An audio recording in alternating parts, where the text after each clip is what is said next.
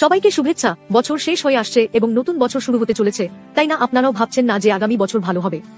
বছর শেষ করা আমাদের জীবনে একটি মোড় নেওয়ার জন্য নিখুঁত সুযোগ। বছরের শেষ দিনটি কাটাতে কাটাতে এই মুহূর্তটি একটি চ্যালেঞ্জ বা এমনকি একটি হঠাৎ উপলব্ধির মতো মনে হতে পারে। আমি আপনাদেরকে এনোক নামের একজন মানুষের কথা বলতে চাই, যিনি তার জীবনে একটি মোড় খুঁজে পেয়েছিলেন।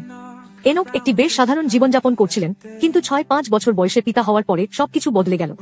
তিনি ঈশ্বরকে জিজ্ঞাসা করলেন যে তার পুত্রের নাম কি হবে, এবং ঈশ্বর তাকে মেথুসেলাহ নামটি দিয়েছিলেন। এই নামের অর্থ বিশ্বের উপর ঈশ্বরের বিচার আসছে। এটি একটি বার্তা ছিল যে এনোকের বংশধর নোহের সময় মহাপ্লাবন ঘটবে।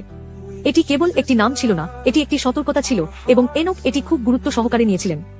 গত বছর আমাদের চারপাশে কতগুলি অপ্রত্যাশিত ঘটনা, দুর্ঘটনা বা দুর্যোগ ঘটেছে তা ভেবে দেখুন। তারা আমাদের জীবনে বড় ধরনের প্রভাব ফেলেছে। কিন্তু যখন আমরা এই মুহূর্তগুলিকে সতর্কতা বা জাগরণের কল হিসাবে গ্রহণ করি, তখন তারা আমাদের ভবিষ্যতের জন্য ভালো পছন্দ করতে পরিচালিত করতে পারে। এনোক তার পুত্রের নামের মাধ্যমে ঈশ্বরের সতর্কতা শুনেছিলেন এবং বুঝতে পেরেছিলেন যে তিনি আর একইভাবে বাঁচতে পারবেন না। সেই মুহূর্তটি তার জন্য একটি মোড়কালীন সময় হয়ে ওঠে। তিনি একটি নতুন ধরনের দায়িত্ব গ্রহণ করার সিদ্ধান্ত নিলেন এবং ঈশ্বরের সাথে চলার জীবন শুরু করলেন। ঈশ্বরের সাথে চলা এর অর্থ কি? এর অর্থ হলো তাঁর কাছে থাকা, তার বাক্য শোনা এবং তার পদক্ষেপে তাকে পরিচালিত করার অনুমতি দেওয়া। এনোক সেই পথ বেছে নিয়েছিলেন এবং এটি তার জীবনকে সম্পূর্ণরূপে পরিবর্তন করে দিয়েছিল। নতুন বছরের জন্য প্রস্তুতি নিচ্ছেন, আপনি কি নিজের মোড় খুঁজছেন? এনোকের মতো ঈশ্বরের প্রতি আপনার হৃদয় খুলে দিন। যিশু আপনাকে ভালোবাসেন এবং আপনাকে একটি নতুন এবং ভালো পথে পরিচালিত করতে চান। আমি সত্যিই আশা করি যে এই নতুন বছরটি কেবল ছোট ছোট উন্নতির বিষয় নয়, বরং আপনার জীবনের সত্যিকারের অর্থপূর্ণ পরিবর্তনের বিষয়।